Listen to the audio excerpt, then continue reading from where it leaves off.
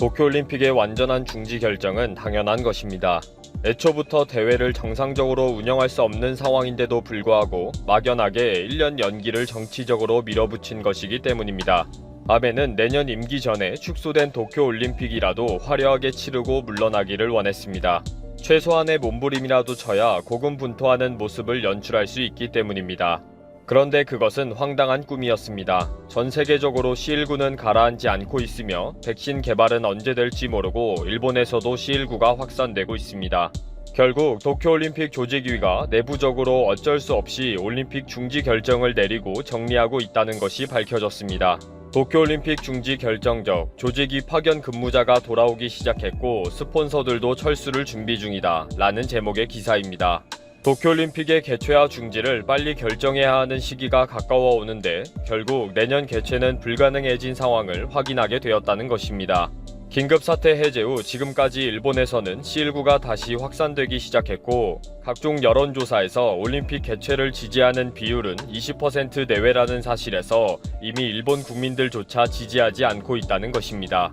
조직위 모리 요시로 회장은 7월 23일 데일리 스포츠와의 인터뷰에서 중단은 전혀 생각하지 않고 있다. 매일 신에게 기도하고 있다. 라고 발언했는데 관계자들은 2조 엔 이상의 국비를 투입한 사업의 책임자로서는 매우 무책임한 말이라고 비판하고 있습니다.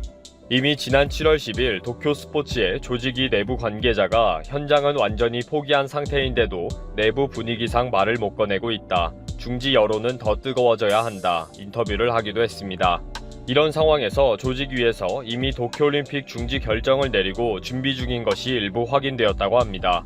8월 30일부터 8만 명의 대회 자원봉사자들에게 내년 대회에 참석 의사 확인이 시작될 예정인데 그 전에 전달된 설문조사에서 70% 이상이 C19가 확산되고 있는 상황에서 참여는 불안하다 라고 답을 했습니다.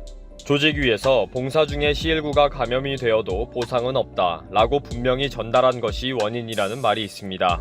그리고 조직위에서는 봉사자들이 내년 참여를 사퇴하더라도 다시 모집할 예정은 없다 라고 공지했는데 결국 올림픽은 불가능하게 되어 조직위가 이미 개최를 포기하고 있다는 증거로 보고 있습니다. 그리고 조직위의 내부에서도 민간에서 파견되어서 몇 년에 걸쳐서 중요한 일을 맡아온 민간 기업의 직원이 9월 이후에 계약 갱신을 하지 않고 돌아가기 시작했다고 합니다. 원래 올림픽이 정상적으로 개최되었다는 전제하에 대부분이 8월 말까지 계약했는데 대회 연기로 계약을 연기할지를 논의조차 하지도 못하고 다 돌아가고 있는 것입니다. 그리고 스폰서 기업들도 조직위에 추가 경비 증가를 요청했는데 차라리 완전 철수를 하겠다고 통보를 하기도 했다는 것입니다. 이미 이 사실은 언론에서 보도가 된 바 있습니다. 이렇게 도쿄올림픽 조직위원회는 올림픽 중지를 전제로 내부적으로 준비를 하고 있다는 것입니다. 문제는 개최를 하거나 중지를 하거나 모두 큰 손해를 입는다. 그러면 도쿄올림픽은 어떻게 포기할까? 라는 기사의 고민처럼 이러지도 저러지도 못하는 상황이라는 것입니다. 지금처럼 IOC와 조직위의 의견대로 경기 축소와 입장객 제한을 하면 850억엔의 티켓 수입이 크게 감소될 것이다. 경기 축소로 광고 효과가 떨어지면서 스폰서 계약에도 문제가 생긴다. 라면서 개최를 하더라도 엄청난 손해를 볼 수밖에 없다는 것입니다. 지금 가장 확실시 예상되는 도쿄올림픽의 중지 결정 시에는 일본 경제에 심각한 타격을 줄 것으로 보고 있습니다. 일본 니코 증권의 분석에 의하면 GDP 기준으로 마이너스 1.4%, 약 7조 8천억엔, 한화 86조 5천억 원의 경제적 손실이 발생할 것으로 보입니다. 언론에서는 아베 정부가 이러한 경제적 손실을 가져오게 한 잘못된 결정에 대한 책임을 회피할 것이다 라고 보고 있습니다. 그동안 아베 정부는 도쿄올림픽의 유치와 연기 결정까지 잘못된 정치적인 결정을 많이 내렸습니다. 아베 정부는 국민 세금을 낭비한 이런 대형 사태에 대해 책임을 지지 않으려고 할 것입니다. 그러나 아베 정부의 지지도가 추락하고 C19로 민심이 흉흉한 상황이기 때문에 어떤 식으로라도 엄청난 후폭풍이 예상됩니다. 이제 와서는 1년 연기 결정을 내릴 때 마음을 비우고 완전히 중지하는 결정을 내렸어야 했다고 보고 있습니다. 결국 지난 3월 딕파운드 IOC 수석위원이 도쿄올림픽은 완전히 중지될 가능성이 높다 라고 인터뷰를 한 내용이 사실상 IOC의 최후 결정이라고 보고 있습니다. 이때 일본이 개최하고 싶어도 C19가 완전히 해결되면서 선수단이 기쁜 마음으로 파견할 정도가 아니면 개최는 상상할 수가 없다. 일본 정부가 올림픽을 개최하고 싶어도 참가자가 격감하는 상황에서 치르는 올림픽이 무슨 의미가 있겠는가 라고 지적했습니다. 이런 IOC의 분명한 입장을 덮고 정치적으로 1년 연기 결정을 내린 것은 일본 정부입니다. 이제 모든 책임은 아베 정부가 져야 하는 상황이 되어버렸습니다. 지금까지 알려진 IOC의 공식적인 입장은 경기 종목의 축소와 간단한 진행으로 도쿄올림픽은 개최한다 이지만 최종 결정은 10월 전에 내릴 것이다 라면서 일본 측의 자진 결정을 기다리고 있습니다. 도쿄올림픽 조직위원회는 늦어도 10월까지 백신이 개발되면 그때 가서 최종 경기 대회 일정을 확정하고 예선을 치르고 출전 국가를 확정하면 된다는 정도입니다. 물론 말도 안 되는 희망사항입니다.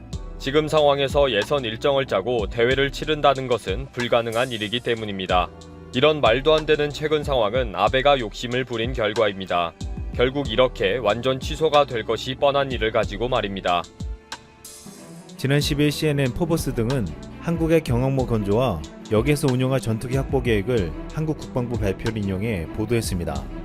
국방부는 지난 8일 총 300조 7천억 원의 규모의 계획을 발표하면서 내년부터 경항모 확보에 본격 돌입해 2033년에 전략화하겠다고 밝혔습니다.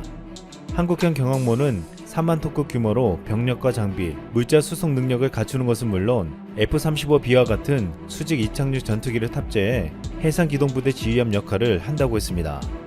우리 군은 그동안 경항모에 탑재될 수직 이착륙 전투기의 기종을 고민해왔는데 최근 스텔스 등의 성능을 충족하는 F-35B로 무게가 실린 것으로 전해졌습니다. 경항공모함에 F-35B 전투기 12대와 헬기 8대 등 20대 함재기를 탑재할 예정으로 보고 있습니다. 외국 언론들은 우리 군이 제시한 그림에서 가판 위에 배치된 10대 전투기가 F-35B로 보인다면서 도입 사실이 거의 확정적인 것으로 예측했습니다.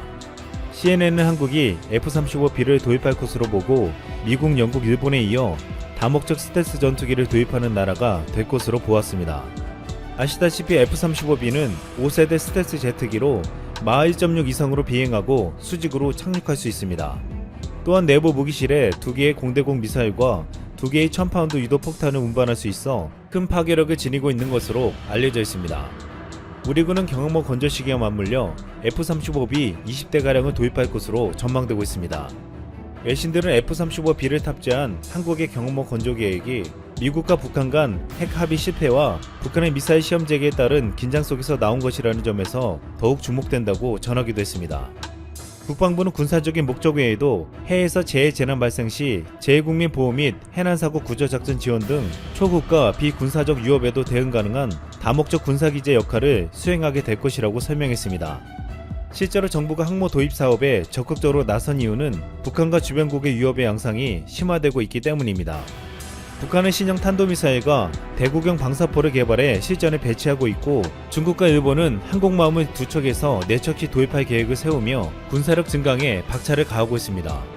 특히 일본의 항공모함 도입에 적극 대처해야 한다는 우리 군의 의지가 강력한 추진력으로 작용한 것으로 알려졌습니다. 일본의 해상자위대의 군사력은 한국 해군에 비해 압도적으로 실질적으로 미 해군 다음의 전력을 갖춘 것으로 평가받고 있습니다.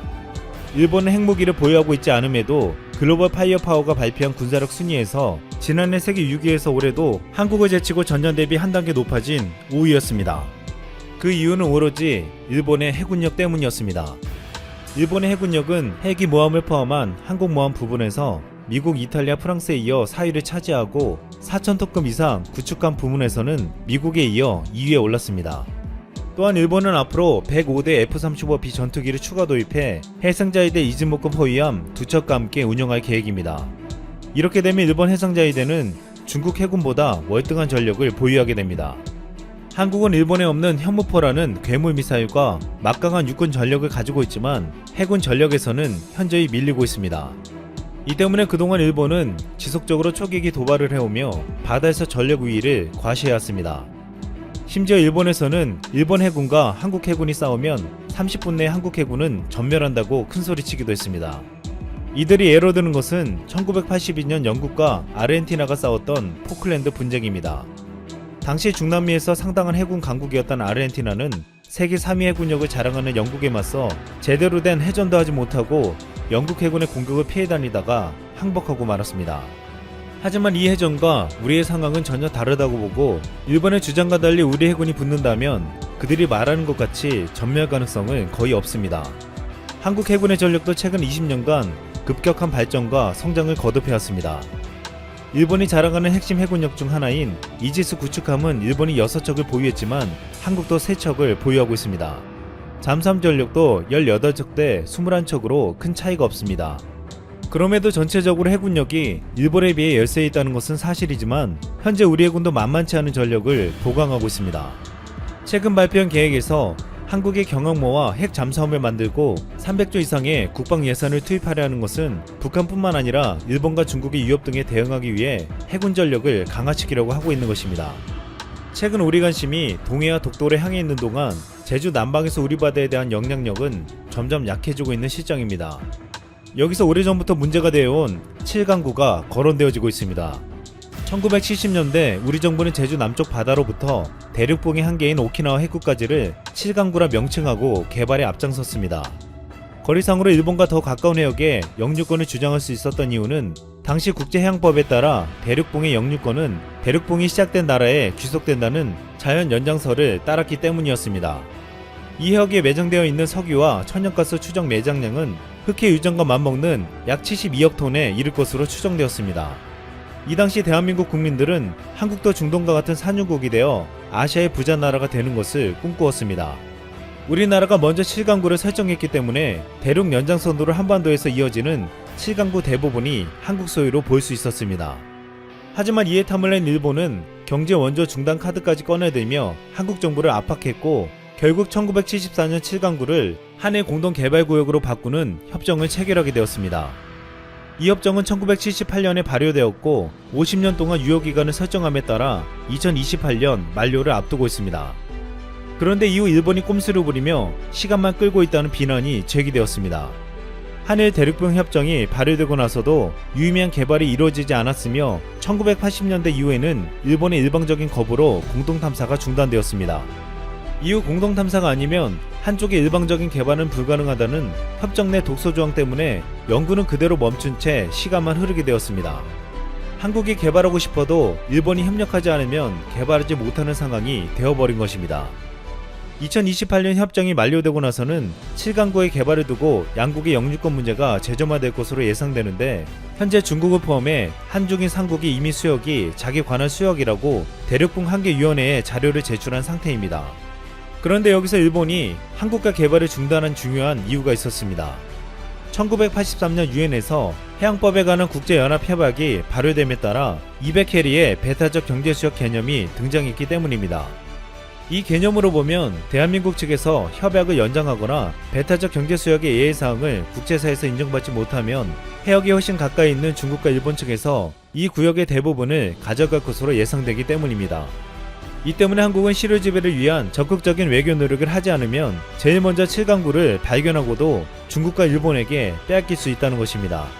일본은 2008년 한국을 배제하고 중국과 공동개발을 논의하며 공동수역까지 설정하는 등 합의까지 간 적이 있으나 이후 조약 체결 교섭이 중단됐고 그 뒤로 양국의 중간 수역에서 중국만의 일반적인 유전 및 가스전 탐사 채굴이 계속되고 있습니다.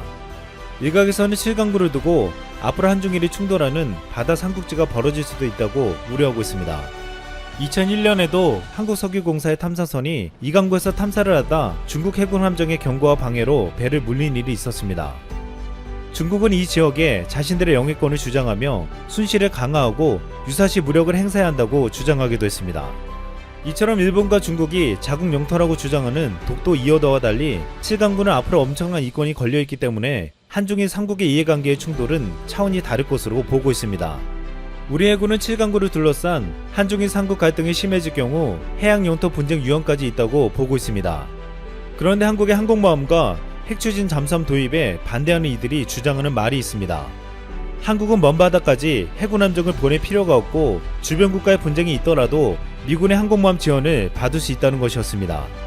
하지만 최근 방위비 협상과 미국의 전략을 보면 미군에 더 이상 기댈 수가 없고 중국에 이어 일본도 항공모함을 적극적으로 추진하고 있기에 반대론자들의 주장은 설득력을 잃고 있습니다. 또한 앞으로 항공모함은 동해의 독도 수호뿐만 아니라 앞으로 7강구라는 잠재적 분쟁 수역을 해결하기 위해 반드시 필요하다는 것입니다. 우리 해군은 지금 큰 그림을 그리고 있습니다. 항공모함과 핵추진 잠수함을 만들고 세종대왕급 이지스함이 6척, 고성능 방공 대잠 구축함인 KDDX 6척, 충무공 이순신급 구축함이 6척으로 항공모함 전단을 만드는 것입니다. 이순신 장군은 과거 바다에서 무적의 해군력으로 우리나라를 지켰습니다.